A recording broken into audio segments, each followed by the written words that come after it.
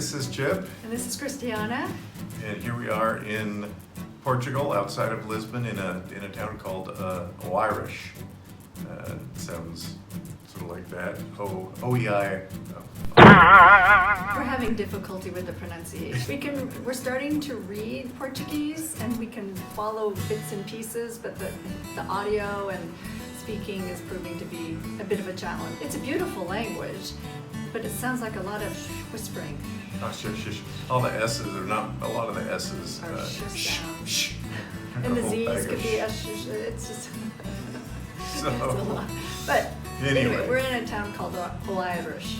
If you've been following our videos, you know that we were living in Bali. It got a bit too warm, so we started thinking about where we might want to move to. And so in November of 2019, we took a 2-week trip to Portugal to basically explore.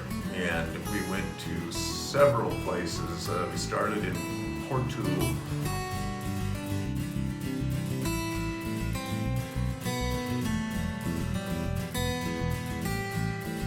From Porto, we went to Coimbra. We rented a car and we were just feeling footloose and fancy-free to have a car and the wide open freeways. And after you recall the traffic in Bali, this was quite the opposite. And we had a quick drive over to Coimbra.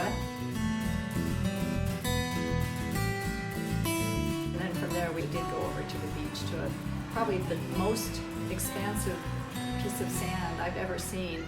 The town was called Figueira do Foz, which means the fig river, or fig of the river of the fig.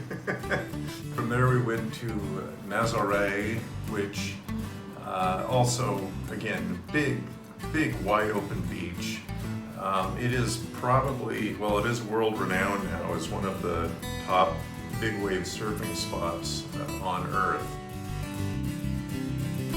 The town is kind of charming. It is charming. Other than the fact we got a $60 or €60 parking ticket, but yeah. Live and learn.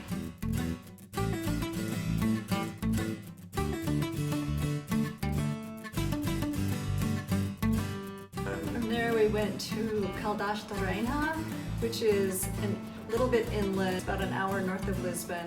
Darling town. We really liked it. It's got the most beautiful public market that we've seen in Portugal, and it happened pre-COVID. It was, I believe, an everyday open market. Wonderful fruits and vegetables and nuts and seeds. And then from there we headed south to Cascais, which is about half an hour west of Lisbon, and is a very popular spot in and around the Lisbon area. It's kind of become a mecca for a lot of expats. Western edge of Cascais, basically you're right on the ocean, and then in Cascais proper, you're really at the mouth of the Tagus River, which goes right through Lisbon. So it's a very attractive spot.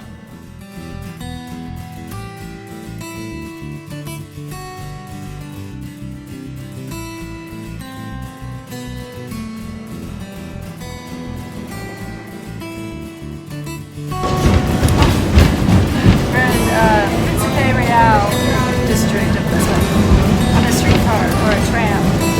Yes. We don't know where it's taking us.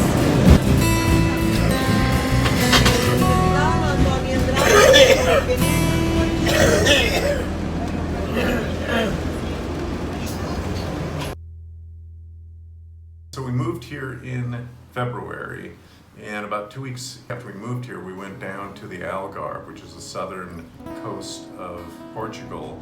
Very popular both for tourists and for expats. The next scene that you'll see was us anticipating that this was going to be a place that we would potentially live, and we were sort of in the exploratory mode, and we're kind of excited about where we were going to move. So that's what you will see starting right now. So here we are in Portugal. We have been here for about 2 weeks now, and this is where we have landed after our 7-month stay in Bali. Right now we're in the Algarve, and we're scouting out potential long-term places to live. Right now we're near Sagres, Which is the westernmost tip of Europe. Yeah, they called it the end of the world back in the early exploration days. It's probably 65 degrees and feels like 70. It's just gorgeous. We're exploring living opportunities, so we're thinking of going to Cartira is on our short list, which is about 20 minutes from the Faro airport in the middle of the Algarve. And we will head back there tonight and see what we can find in terms of possible real estate. So wish us luck. Yes, we'll keep you posted on our adventures henceforth. Ciao. Ciao. So that obviously was a video that we shot pre-COVID. We came back to our Airbnb in Irish, and we are conveniently located to a Continente grocery store. It's a major grocery store. And as these photos demonstrate, the limitation on the number of people coming into the store was being imposed.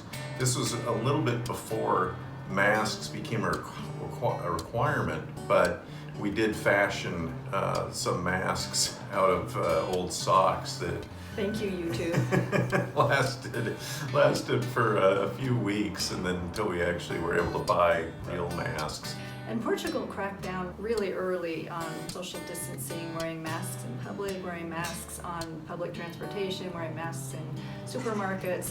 Restaurants and other businesses were shut down pretty early as well. I mean, shut down so that there was not even takeout. That has subsequently changed, as this video shows from a recent trip to the grocery store.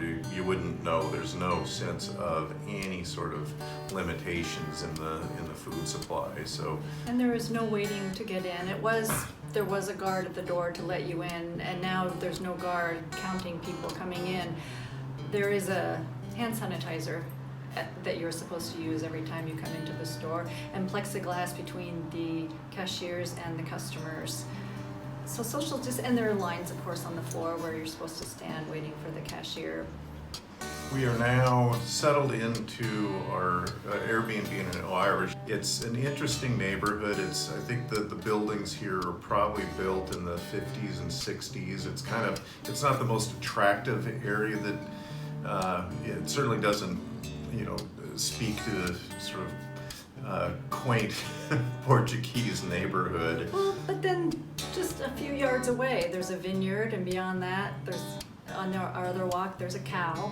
Yeah. So it's got beauty all around it, and we can literally, as I'm sitting here, I can tilt my head and see the ocean. So really, it's well situated. Yeah, it's very, very much well situated, and it's about a 20-minute, maybe a little less than a 20-minute walk to the train that can take you either to the west to Cascais or to the east to Lisbon. Maybe a 5-minute walk past the train station, you get to the beach. And there's several beaches. There's probably 24 beaches between Lisbon and Cascais, and so one of them is just right at the southern end of Irish.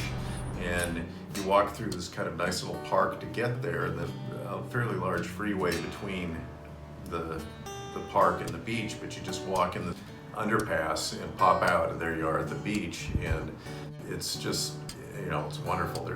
It's a very active place. Lots of youth go down there. There's places where they can jump into the ocean from the walkway, and the walkway extends miles in both directions from this particular beach.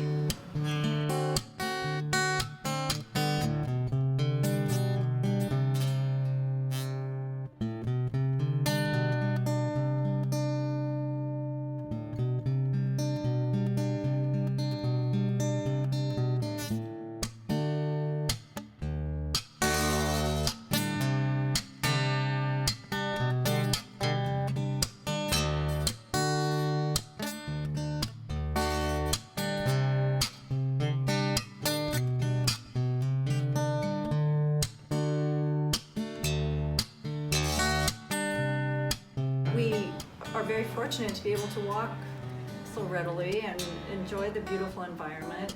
Yeah, and easily get down to Lisbon and get out to Cascais. And one of the things that we have just been awestruck by are what they're called, jacaranda? Jacaranda trees. Oh my goodness, nobody told us about these beautiful trees that burst into purple flowers. They're tall, super tall trees, like an elm tree or a tall oak tree, all over Lisbon, all over this area. Let us not forget Gloria.